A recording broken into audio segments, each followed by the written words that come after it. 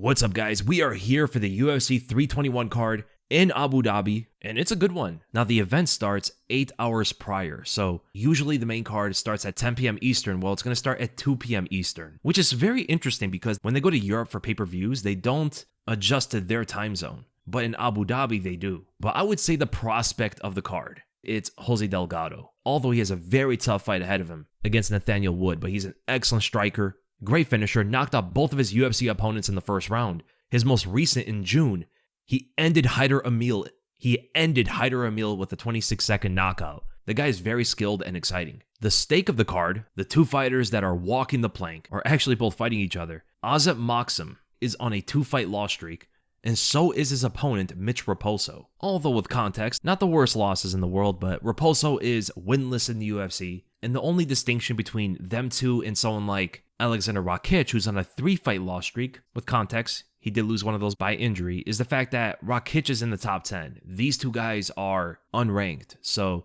I don't imagine them cutting Rakic, even if he loses to Azamat. But these two, I think, are fighting for whoever stays and whoever goes.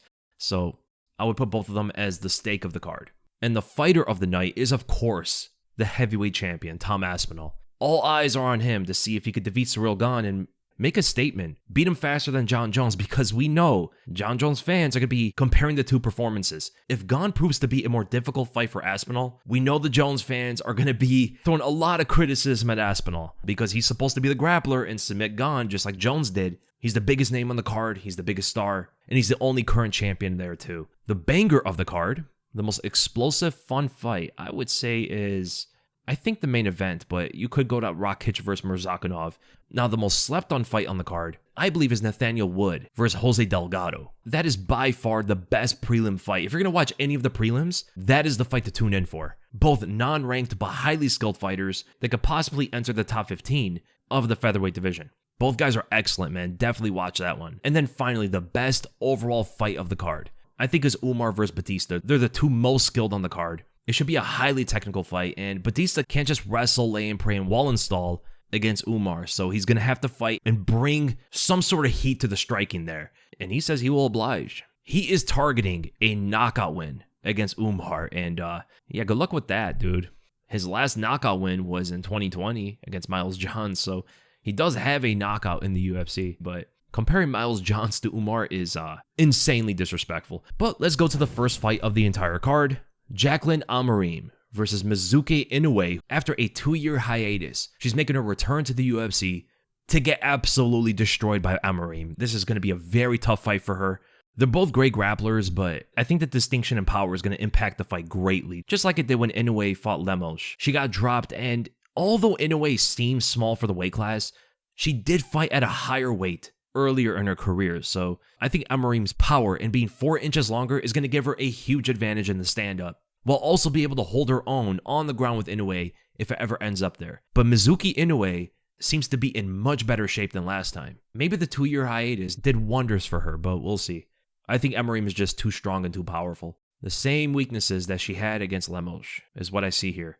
I'm going Jaqueline Amorim by a decision. And then we go to the two stakes of the card. Azat Maksum versus Mitch Raposo. Both of these guys are on the chopping block, so it's essentially a fight for whoever gets cut. The winner stays and the loser leaves. Now, there is a great difference in who they lost to. Maksum is on a 2-fight loss streak to Charles Johnson and Tagir Ulanbekov. Both great fighters. And before that, he was undefeated, with his only UFC win being a split decision against Tyson Nam, who's no longer there. But Mitch Raposo is winless in the UFC, losing split decisions to Andre Lima and Sumar Darji. Both those guys are good too, but Johnson and Ulanbekov are definitely at a higher caliber. And I think Maksum is as well. I'm going with him by a unanimous decision. Both guys are actually pretty decent fighters. I think Maksum is just more technical in the stand-up. He's a switch stancer. Both guys are well-rounded, but him being the taller, longer guy with better distance management and works pretty well off of the jab and counters just like he tried against Tagir, but Tagir is enormous for the weight class. It made the distance game even tougher for Maksum to tackle, which is not going to be replicated here against 5'5" Mitch Raposo. Mitch is explosive and will dig in with overhands and takedowns and stuff, but sometimes they could get reckless and run into a counter shot, which is what I see Maksum focusing on.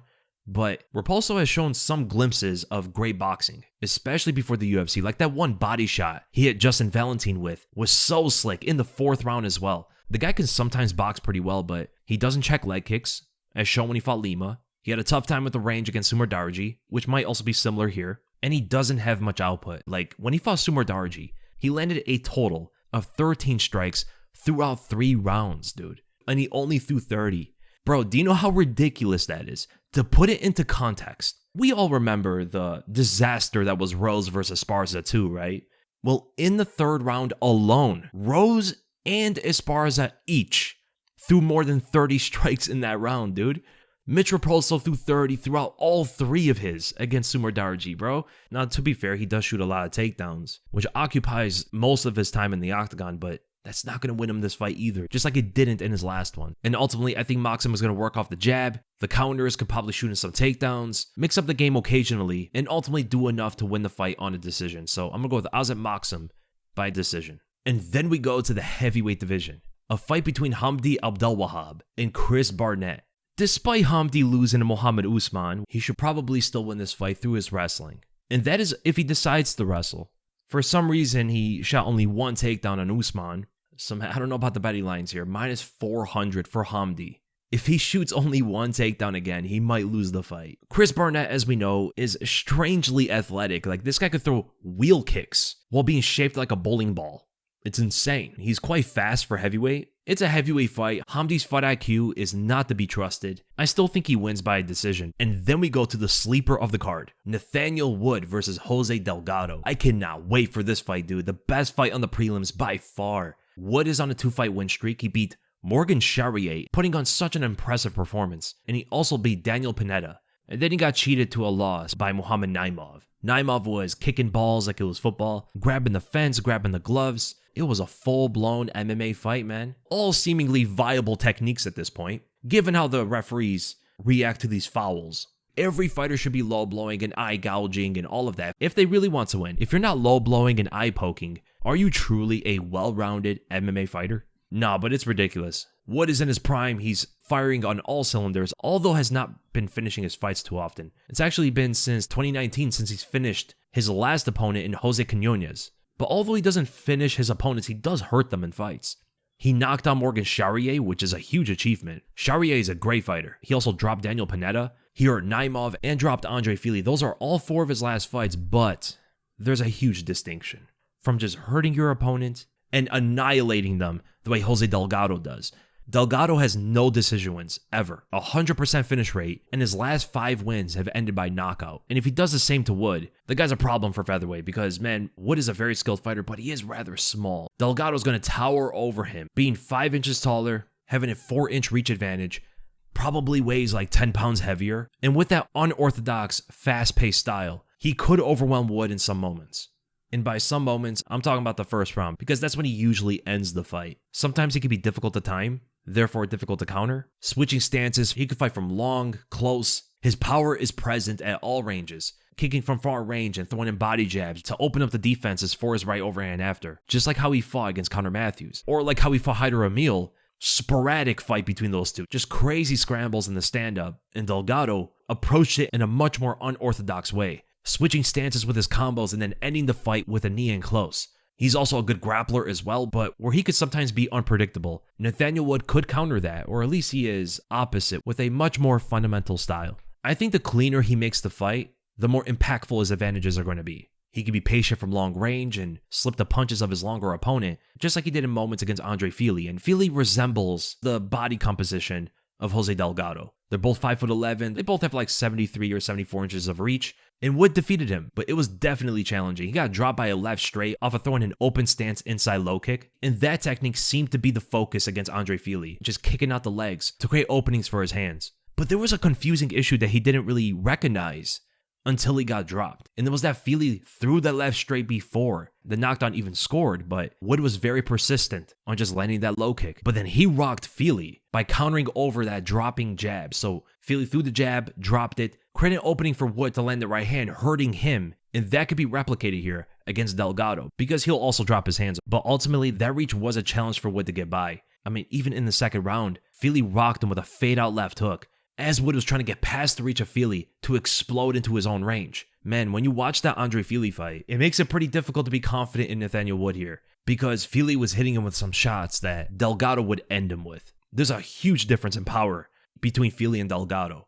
But perhaps Wood was shooting takedowns, trying to test the wrestling, mix up the game, and not just strike with Delgado. Knowing the issues that he had with Fili, there might be some similar challenges with Delgado. So I'm going to go with Jose Delgado by a second round TKO. I think there's going to be some great exchanges between them. I think Wood is going to land a lot of low kicks and try to counter over some of the unorthodox techniques of Delgado, specifically with like swift punch combinations. But at some point, I see Wood running into a counter shot, getting floored, and Delgado finishing him with ground and pound. And we return to the heavyweight division, a fight between Valter Walker and Louise Sutherland. Now, there is some lore here. Valter Walker was supposed to fight on the last card against Mohammed Usman, but Usman pulled out for undisclosed reasons. Nobody knows exactly why. Walker was not too fond of his opponent pulling out, of course. So they moved Valter Walker to the pay-per-view card, which is so much better for him. And Louise Sutherland is stepping up to make his UFC debut against him. This guy fought in Bellator once. He lost that fight. And he fought in the PFL, where he went 1-2 over there. It's definitely not looking great for Louise Sutherland, as Valter Walker is coming off a 3-fight win streak, all via heel hook in the first round. And he already has the second most heel hook wins in UFC history, right behind Rousimar Palhares, who only has one more. So if Walker gets another heel hook win, he will tie Palhares with the most. But what is impressive is that he did this in succession. But what's not as impressive is that he's doing it in the heavyweight division. And much praise to Sutherland for stepping up to fight Walker with the threat of his leg getting torn off. Fighting a leg collector must be terrifying, dude. Because you don't just lose to him, he will sideline you for an entire year if you don't tap out quick enough, especially because of the heavyweight strength. That ACL could snap very quickly. But Louise Sutherland seems to be the better striker, so it might be a grappler versus striker matchup. Walker usually shoots early in a fight, and Sutherland is typically a patient striker. He's not really exploding for the knockout as often. He could sometimes be methodical with his jab, and he's trying to land the right straight, just tries to stay fundamental, but it's all going to be for naught. Because I do not see him defending the takedown. When he fought Slim Trebelsi in the Bellator, he got wrestled to a decision, and pretty easily too. He couldn't fend off the single leg takedown, and Valter is going to push him against the fence, take him down from there, or he will literally drop to a heel hook and try to submit him like that. Usually I put no confidence in a fighter who goes for heel hooks, but Valter has pulled 3 of them off consecutively, and he's going up against a similar level of opponent that he's submitted before. Therefore, I'm going to go with Valter Walker, submitting Sutherland in the first round. And then with the Ludovit Klein versus Mateusz Rebecki. 2 exciting fighters that are going to go for the finish and possibly put on one of the best fights of the entire card. Amazing fight here. So Ludovit Klein is coming off 1 loss to Mateusz Gamrot, so surely he doesn't lose to a second Mateusz. We will see. Before that loss, he had a 7-fight unbeaten streak, only having a draw against Jai Herbert. Rebecki, on the other hand, lost his last fight to Chris Duncan, which was insane, and so was the Mitsipek Earlby performance. I mean, those 2 guys went to war. But I think this fight is going to be competitive. Ludovit Klein, I believe, is the better striker of the 2, whereas Rebecki is the better grappler. Rebecki's always going to have a natural disadvantage by being the shorter lightweight. He's 5'7", but even more insignificant is his reach at 66 inches. That is probably the shortest reach of the entire lightweight division. And Ludovit Klein is the same height, but has a 6.5-inch reach advantage. 5'7" height with a 6-foot reach is deranged. Like, that doesn't make any sense. But he tends to use it effectively. He puts together aggressive, quick combinations with his hands, snaps out kicks, but he throws them quite awkwardly. In fact, most of his strikes are thrown with like a off angle to them. His punches don't always come out straightforward, and it can make it very difficult to defend against. His kicks can sometimes be telegraphed, but depending on how he uses it, it can actually be an advantage for him. If he spams like low kicks to condition Rebecki to try to grab them or check the kicks, eventually he can cause the chamber of his next kick to fake a low kick so he can come up high. He doesn't usually use it that way, but it is a method for him to land a high kick on his rather defenseless opponent, because Rebecki is mostly offensive. He tends to move forward, throw hands, shoot takedowns, and will gas out if the pace is a bit too hectic. And Ludovit Klein sometimes will bring on a respectable pace. But the thing is, he just fought Gamrot, and Gamrot took him down 6 times in the fight. Rebecki is a very strong grappler, but I think Ludovit Klein is going to improve from the Gamrot fight. I mean, that's a sort of fight you have to improve from. He didn't take that much damage. He didn't get beat up. His confidence should still be intact. That's a sort of fight where You learn from the tactical and technical mistakes. Because I believe if Klein can just improve his wrestling, he should defeat Rebecki throughout 3 rounds. The first round is going to be tough. Rebecki's, again, very powerful and aggressive. He's probably going to land some big shots, but I just don't see him keeping up with the pace.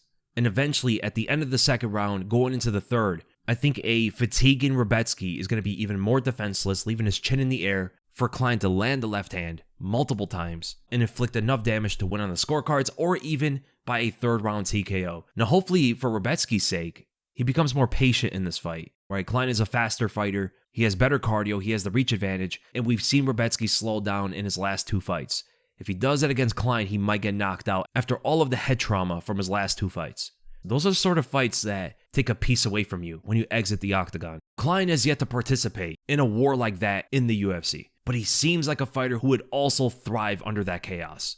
I'm going to go with Ludovit Klein. I can see him winning by a third round TKO, but I'm going to go by a decision instead. But man, the second half of the second and most of the third is probably going to be rough for Rebecki, as Klein just puts together the combinations and reverses the aggression against him, walking him down, landing shots, using his reach, and I could even see him landing a head kick and knocking him out in the third, but I'll go by a decision. And then we go to Ikram Aliskerov versus Jun Young Park in the middleweight division.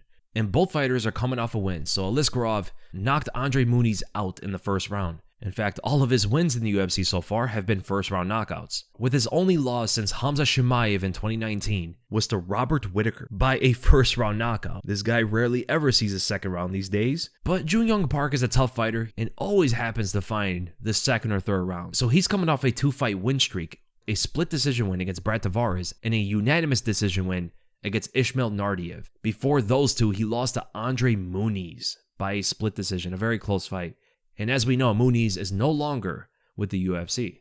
So that loss definitely doesn't look too great. And we are all still waiting to see Aliskerov rise the rankings as we've once anticipated him to do. But the Whittaker loss has derailed him momentarily. But if he wins this fight, he's probably going to fight someone in the rankings afterward. Now, there is some MMA math in this one. Aliskerov knocked Andre Muniz out in the first. Andre Muniz defeated Jun Young Park. I don't like the sound of that for Aliskerov because, there is sort of a rock, paper, scissors effect that happens with this whole dynamic, but I believe Aliskerov is going to win, though. He's just so much more potent. He has more knockout power. He has the better wrestling. He's not getting taken to the ground, most likely. His takedown defense is absurd. He's very fast. He's snappier with his punches, and that could overwhelm Jun Young Park, but Park is pretty good with his striking defense, and he's very patient with his striking overall. He also has a methodical jab. He uses it very well, and it's his best attack, but he seems to be slower than Ikram and just doesn't have the same type of power. He has some good submissions on the ground, but it's irrelevant if he can't take him down, right? Even though the point of reference for Ikram's insane takedown defense is the fact that Hamza couldn't take him down a single time. Yes, the fight was in 2019, but I still think Hamza from 2019 is a much better wrestler than Jun Young Park. Like, way better, and I don't even think it's that close. Unless Park can land a takedown as Aliskerov is somewhat off balance, and he has lost his footing a few times in the UFC due to being overzealous for the knockout. Sometimes it can get him off balance for a moment, like against Phil Haas. Before he landed the right hand, he lost his footing for a moment, and those can cause sequences for Park to land a takedown or something, or potentially even a big shot to hurt Aliskerov. Now, I don't know if Aliskerov has a weak chin. Some people will say that because he got knocked out by Whittaker, but we have to remember that he cut weight twice for that fight. So I'm going to go with Ikram Aliskerov in this one, but I think he wins by a decision. If he's patient, I think he wins the fight handily because Jun Young Park is so patient with the striking. He's not going to be rushing for a knockout or desperately trying to take the fight to the ground unless Ikram is just outpointing him. We might see Jun Young Park just have to do something to try to win the fight in the third, but it might be wishful thinking because Ikram just doesn't fight that way. Ikram is not a patient fighter. He throws crazy stuff like flying knees, he swings big shots to get the knockout, but ultimately I'm going to go with Ikram by a decision. I think he works well off the jab, lands the 1-2, some front kicks to the body, and who knows, maybe he starts to wrestle for the first time in the UFC to show that he is a well-rounded fighter because he actually is, but he just doesn't tend to use his well-rounded skill set too often. So hopefully we see more out of Ikram for this fight. And then we go to the headliner of the prelims. In the lightweight division, we have Nasrat Haqparast versus Quillan Selkild. This is a pretty big step up for Quillan, man. He's currently on a 9-win streak, won both of his UFC fights against Anshul Jubli, and he also beat Yanel Ashmos. Nasrat is a completely different caliber, who's on a 5-fight win streak, defeating Esteban Ribovitz, by a split decision, Jared Gordon by a split decision, Jamie Malarkey by a first round knockout, Lennon Quinones, and John Makdessi. Specifically, his last two opponents were pretty good fighters, so does Quillin have what it takes to defeat someone like Nasrat, who's seemingly in his prime?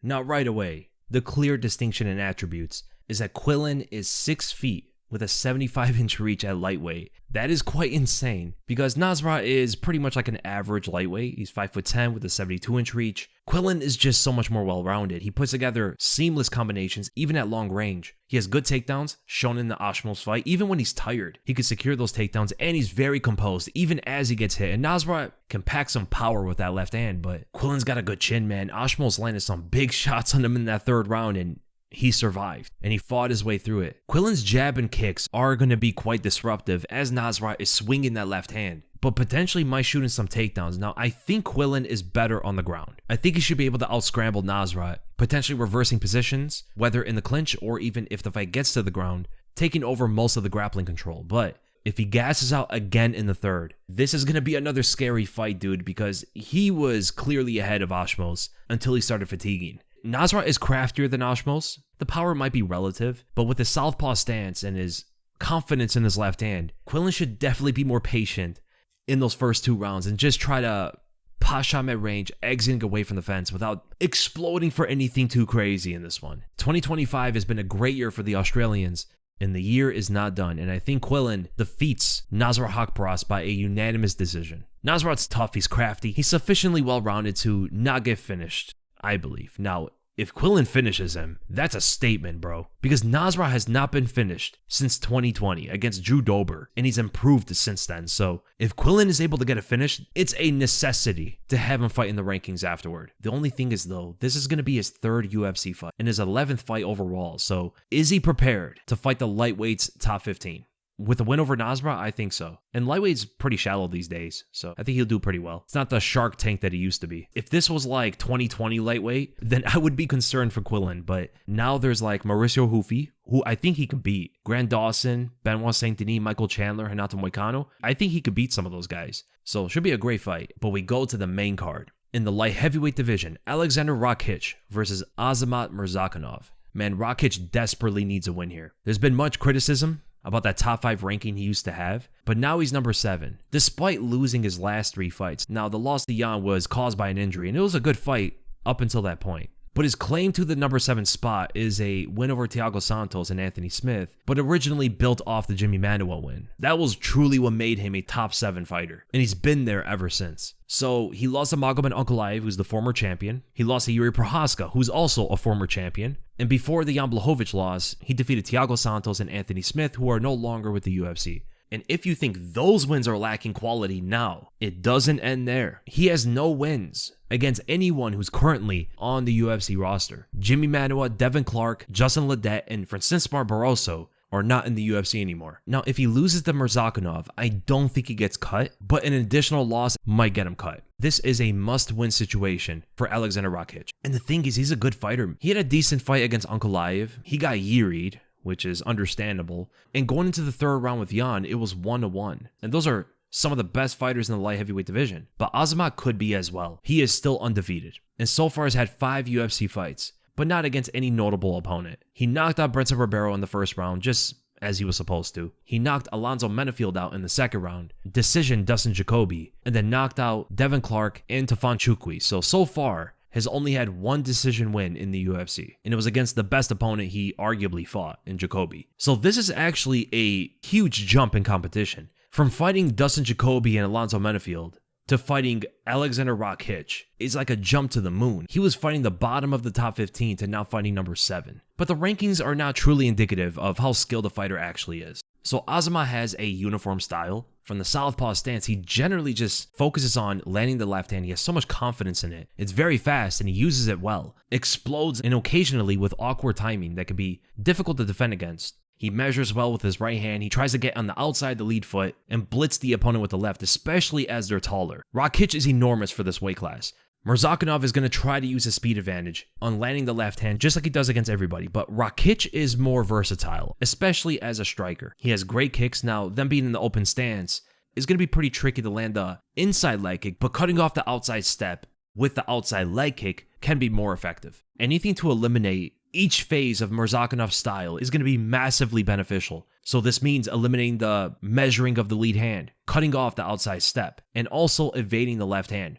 Those are the 3 key solutions that he needs to make. And if he does, I think he wins the fight. And as the longer fighter, he should be able to control the range. He has a speedy jab with a very swift 1-2 combo. Front kicks to the body, roundhouses to the body are going to be big for him to condition Murzakonov for the head kick. Murzakonov had some issues against Alonzo Menefield. He also got stunned by a high kick against Devin Clark. Now, the high kick was quite different than the way Rakic throws it. It had minimal telegraph, and he just snapped it out there from stance. But man, I don't know. I think Rakic has what it takes to win this, and it is pretty much a pick'em. So the odds makers are not writing him off. And Murzakonov does have a very obvious style. He doesn't really deviate against any opponent. So, man, this is a tough fight to pick.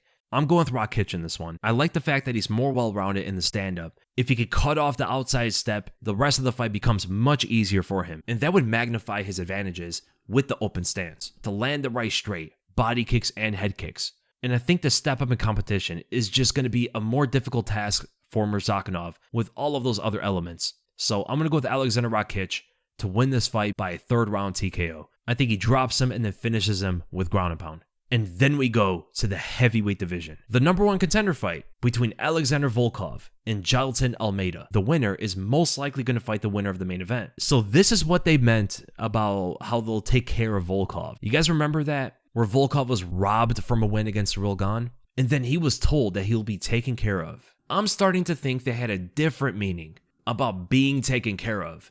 Oh, we'll take care of him all right, and we'll use Almeida to do it too. It is what it is. And what do you do in Volkov's situation? They gave the title fight to Ciryl Gane. The best he can do is accept the fight against Almeida, even though stylistically, it's horrible for him. Volkov is a good heavyweight striker. He's tall and long for the division. They say 6'7", but Aspinall believes he's actually 2 inches taller than that. He has good, composed, technical striking. He's not really looking for the big knockout like many of the heavyweights do. He has incredibly long legs that help him in the guard if he gets taken down, and that's a key component here because he's going to get taken down. Ciryl Gane took him down in his most recent fight. And the thing is, Almeida is incredibly quick. He's rather small for the division, but the speed advantage that he tends to have against his opponents is fight-changing. Many times they're not ready for the shot. He's able to change levels very quickly, and in his last fight against Sergey Spivak, he finally started throwing his hands with ill intent. The speed seems pretty rough to handle, and honestly, the analysis doesn't even have to go that far.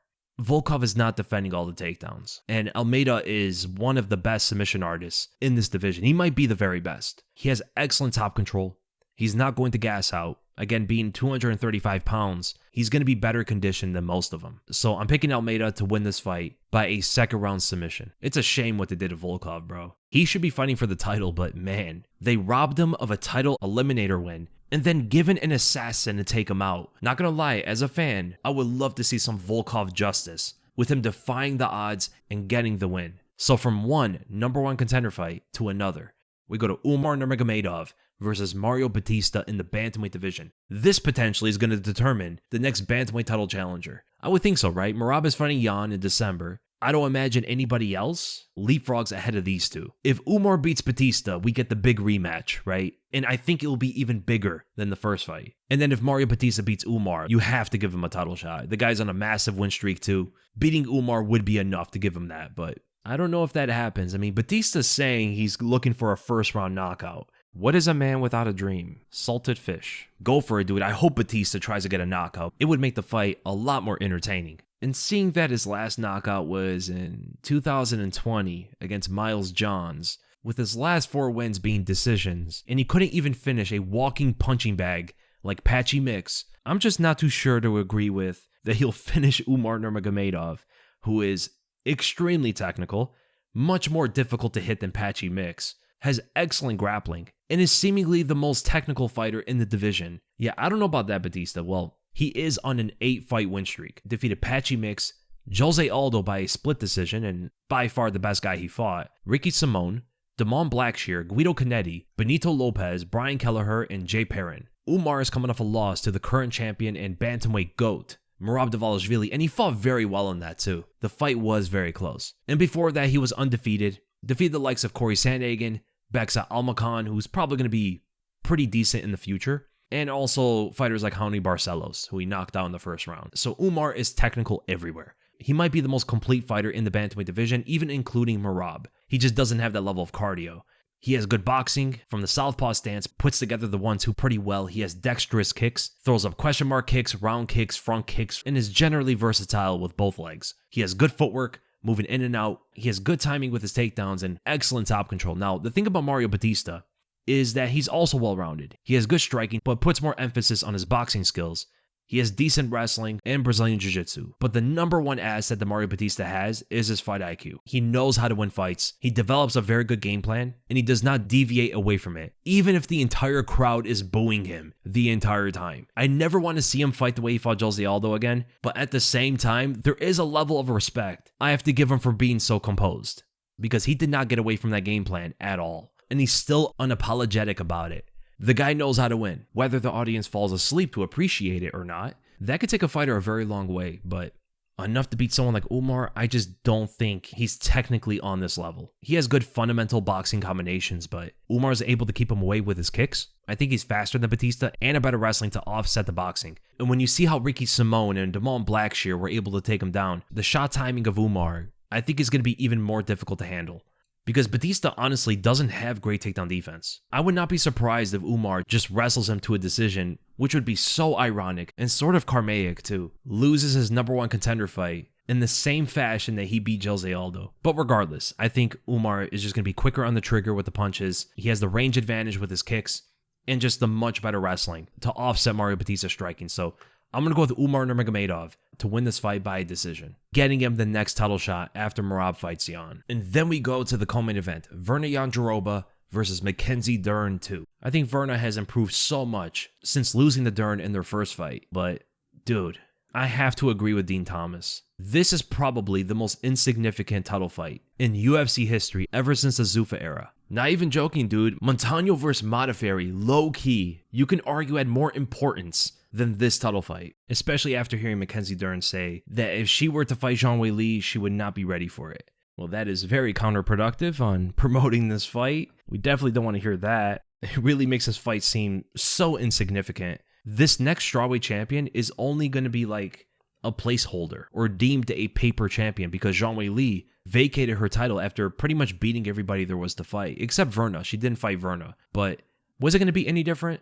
I don't think so. And the fact that Dern's getting a title shot is so nonsensical, except for the fact that she beat Virna before. And she's hot. Like, let's be honest, there's no other reason that she's getting a title shot. She is 2-2 in her last 4 fights. Beat Amanda Ribas and Lupita Godinez.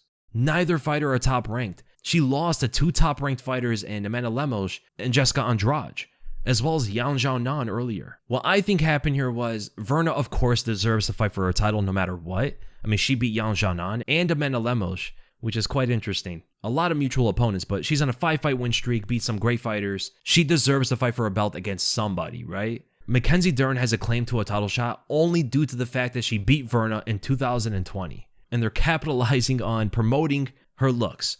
And how else do you promote this fight for people to actually care about it? It is the maximum level of promotion they could possibly put together here because fans don't care about this fight. The only thing that a lot of fans are going to care about is the fact that Mackenzie Dern is physically attractive. Bro, if they threw in Tatiana Suarez versus Virna Jandiroba, literally nobody would watch that fight. Women's MMA is more unpopular than ever, and at some point, they're going to have to try to grab onto something, grasp at straws to carry some sort of promotion for these fights. And if that turns out to be capitalizing on their looks, that is what's going to happen. And to be honest, Virna and Dern's first fight was pretty exciting, but people just don't care for the product, so the UFC is going to have to do what they have to do to promote the fight, to get people to watch it.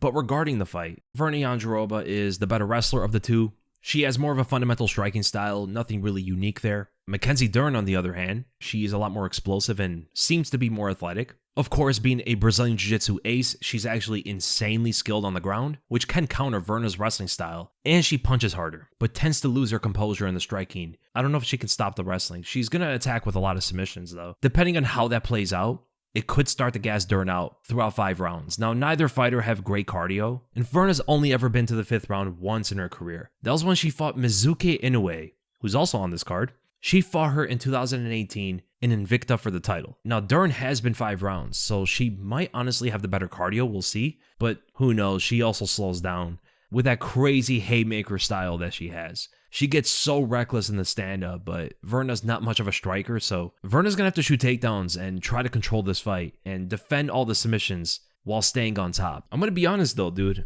I don't know who's gonna win this fight, and Dern is the favorite too, but I'm actually gonna go with Virna Jandiroba. I think she can control the fight to a win with her improved striking, landing some jabs and knees when Dern is flailing her arms around. And then we go to the main event, the heavyweight title fight, and Ciryl Gane. England versus France in a title fight. Despite the rivalry across multiple sports, this is only the 3rd UFC fight that they'll have, and so far it's 1-1. So Nathaniel Wood beat Morgan Charrier, giving 1 win to England, but Umar C beat Tuko Tokos, giving a win to France. So let's see who pulls ahead in a much higher stakes of a fight for the heavyweight title. And Tom Aspinall's rocking his new shorts. He's got the Union Jack design, but his name is in white, not gold. And USADA must have had a stroke seeing Ciryl Gane this week. He is in the best shape he's ever been in. But I don't think it makes much of a difference. I think Tom is going to win with a dominant performance. Now, I don't want to write off Ciryl Gane too much. Gane is good, but Volkov was taking him down. Francis Ngannou with no ACL was taking him down. John Jones made easy work of him. It's pretty easy to determine what his weakness is. Just shooting in the open, of course, is not going to work. Ciryl Gane is fast and he's very elusive until he applies enough pressure to push Ciryl Gane somewhat close to the fence. By close to the fence, I mean like even 10 feet away. He tends to lose his composure and will even throw a reckless punch at the grappler, making the takedown even more trivial. Ciryl Gane gives up his back and Tom just chokes him out. Should be a pretty easy fight.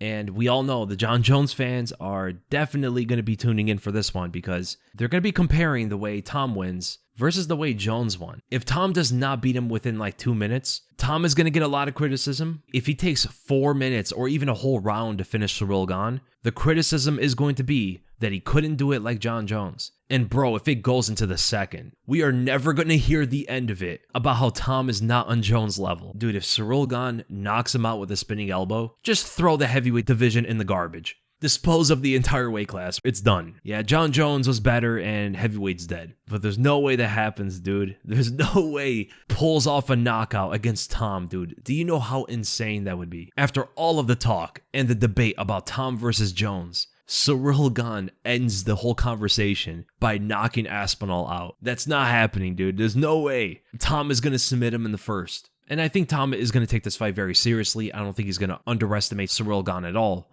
He seems to be a pretty smart fighter, so he should perform very well. And, you know, Ciryl Gane has good striking. I think he can hold his own against Tom, and if not, even win the striking exchanges. But then again, Tom is very fast and has extraordinary power, so. And dude, Tom is a 4-1 favorite. Does this fight truly end that simply? Tom just takes him down and submits him?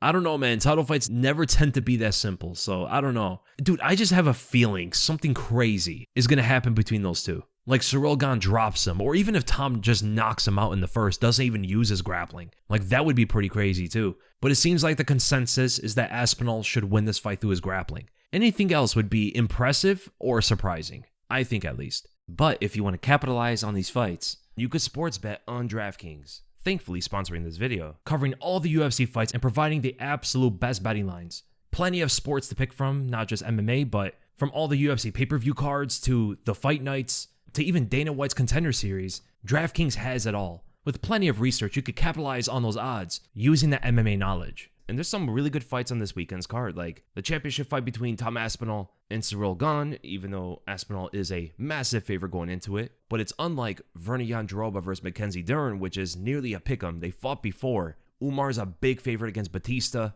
minus 455 against a plus 350. Jailton Almeida is a slight favorite against Alexander Volkov, which is quite interesting. Alexander Rakic and Azat Murzakanov is nearly a pick'em. So there's some very close lines like Ludovit Klein versus Mateusz Rebecki. Ikram Aliskerov is a significant favorite against Junyoung Park. Abdul Karim El Sawadi is a slight favorite against Matias Camilo. Jose Delgado is a slight favorite against Nathaniel Wood. Both excellent fighters too. That should be a great fight. Hamdy Abdelwahab is a huge favorite against Chris Barnett, as is Azat Maksum against Mitch Raposo. And Jaqueline Amorim is tied for the biggest favorite on the entire card against Mizuki Inoue. Of course, tying Umar being an identical favorite minus 455 against Mario Bautista. So those are some very interesting odds, and it's all awaiting you on DraftKings. So for anybody who's interested in sports betting, DraftKings is absolutely the place to go. Go to DraftKings.com and use the promo code TheWeasel when you sign up, as they're giving you a generous offer for all new customers, turning their $5 into $300